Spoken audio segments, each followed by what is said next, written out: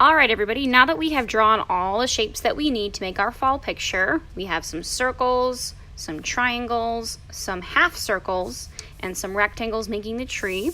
And on our second paper, we've divided up our space between the sky and the ground. Now it's time to paint our shapes.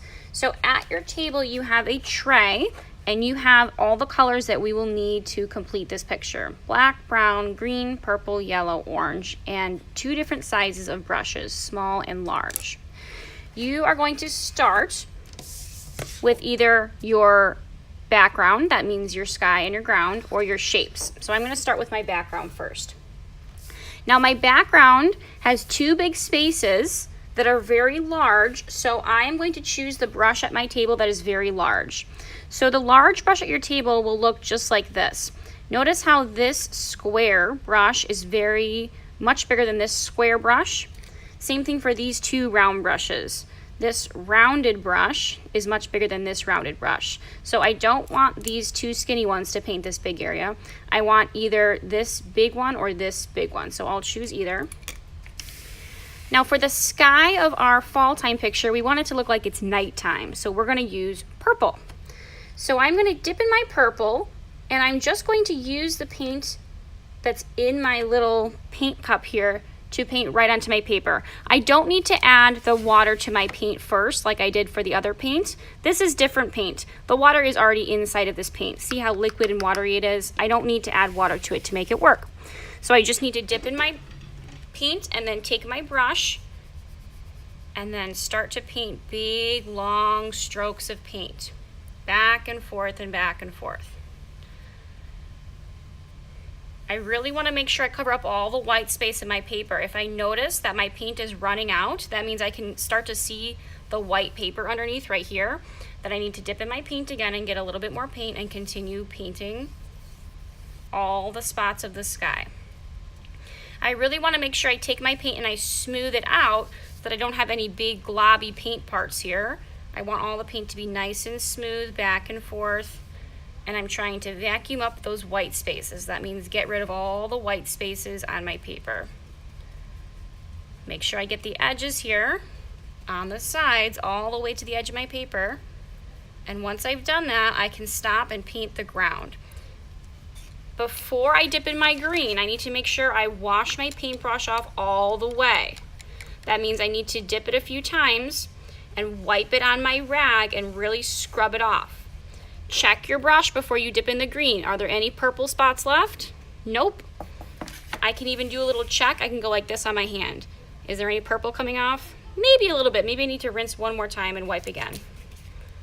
There we go. Now my paintbrush is totally clean. Now I'll dip in my green and start to paint my grass. This is the ground where all the pumpkins will sit. So I will paint this all the way back and forth, nice long strokes. Try not to get your green mixing with your purple, because if your green mixes with your purple, it's going to make a new color, and we don't want that. We just want a nice green color. We don't want it to mix with the purple. So I'm trying to stay away from that purple paint too much and paint down, down, down, get all the white spaces, back and forth. Nice long strokes of paint, get the edges and the bottom. Okay, I finished my ground and my sky. Now I'll wash my brush off again, get all that paint off. Now what I need to do with this paper is go put it on the drawing rack and then switch to my shape paper. Make sure my name is on the back before I put it on the drawing rack. Okay, now I have my shape paper. It's time to paint my shape paper.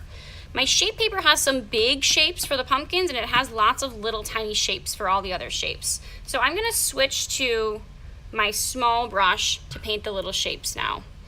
So I'm going to start with the half circles and the triangles. These are the eyes and the mouth of our pumpkins. We're going to imagine that they're kind of like jack-o'-lanterns that someone has carved. So taking my small brush, I'll dip in my black. Now this is going to be kind of tricky. I need to just use the very tip of my brush and try and stay inside of those shapes as best as I can.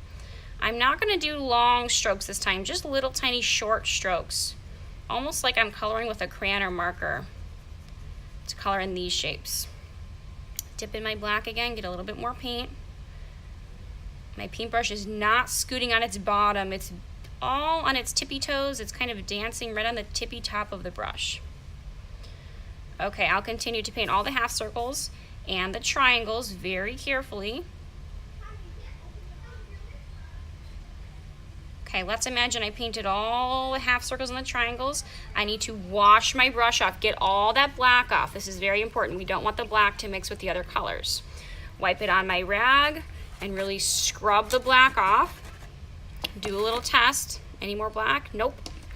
Okay, I think I'm gonna paint my tree, so I'll dip in the brown. And I'm gonna use my brush to paint the brown part of the tree on each of the rectangles.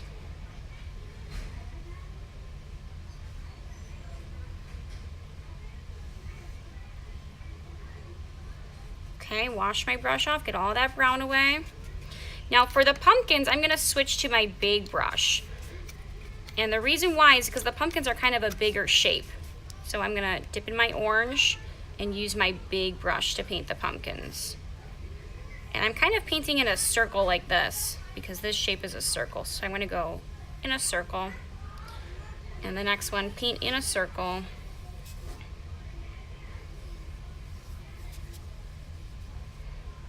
And the last one, paint in a circle. Okay, the last shape we have to talk about is that moon. I can use my small or my big brush. It's kind of a medium shape, so I'll just decide to use my small brush. Dip in my yellow and paint in a circle until I fill in the whole moon. Okay, I still need to finish these shapes black, and then I am done.